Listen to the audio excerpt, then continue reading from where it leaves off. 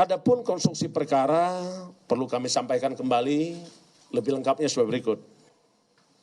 Tersangka Lukas NMB di tahun 2013 pertama kali dilantik sebagai Gubernur Papua untuk periode 2013-2018 dan terpilih kembali pada tahun 2018 sampai dengan 2023. Dengan kedudukannya sebagai Gubernur, tersangka Lukas NMB LE kemudian diduga ikut terlibat hingga berperan aktif dalam beberapa kegiatan pengadaan proyek infrastruktur di Dinas PUPR Pemprov Papua dengan memenangkan perusahaan tertentu, di antaranya perusahaan milik tersangka RL, yaitu PT TBP, untuk mengerjakan proyek-proyek multi-years. Agar dimenangkan, tersangka RL yang sudah kita lakukan penahanan sebelumnya, diduga melakukan komunikasi dan pertemuan hingga memberikan sejumlah uang sebelum proses pelelangan berlangsung. Adapun pihak-pihak yang ditemui tersangka RL, diantaranya tersangka LE, dan beberapa pejabat di pemerintahan Provinsi Papua. Melalui pertemuan tersebut, tersangka RL kemudian mendapatkan paket proyek pekerjaan di tahun anggaran 2019 sampai dengan 2021. Di antaranya sebagai berikut. Pertama, proyek multi-years peningkatan jalan Entrop Hamadi dengan nilai 14,8 miliar rupiah.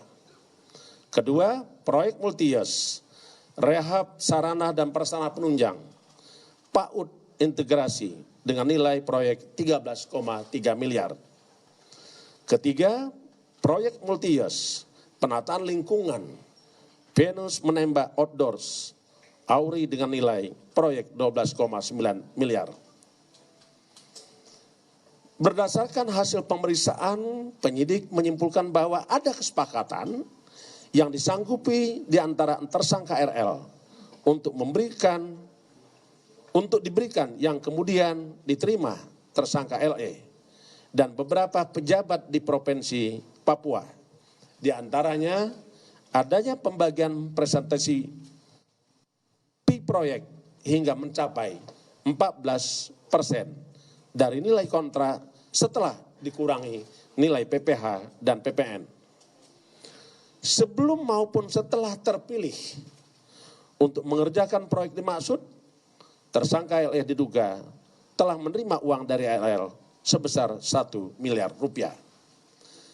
Tersangka LE juga diduga telah menerima pemberian lain sebagai gratifikasi yang berhubungan dengan jabatannya yang berdasarkan bukti permulaan sejauh ini sampai saat ini berjumlah sekitar 10 miliar rupiah. Saat ini kami terus melakukan pendalaman terkait informasi dan data termasuk aliran uang yang diduga diterima LE dan juga dugaan perubahan bentuk ke dalam ataupun beberapa aset yang bernilai ekonomis. Hingga sekarang tim penyidik telah melakukan pemeriksaan lebih kurang 76 orang. Kami pun telah melakukan penggeledahan lebih kurang 6 tempat daerah yang kami lakukan di tempat yang tersebar. Di Papua, di Jakarta, Sukabumi, Bogor, Tangerang, Batam. Dan KPK juga telah melakukan penyitaan aset antara lain berupa emas batangan, perhiasan emas dan kendaraan mewah dengan nilai sekitar 4,5 miliar rupiah.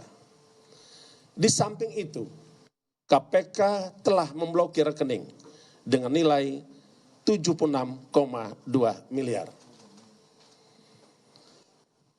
Berdasarkan alat bukti, maka patut disangkakan tersangka telah disangkakan melanggar pasal 12 huruf A atau huruf B atau pasal 11 dan pasal 12B besar Undang-Undang 31 tahun 1999 tentang pemberantasan tindak pidana korupsi sebagaimana telah diubah dengan Undang-Undang nomor 20 tahun 2021 tentang perubahan atas Undang-Undang 31 tahun 1999 tentang pemberantasan tindak pidana korupsi.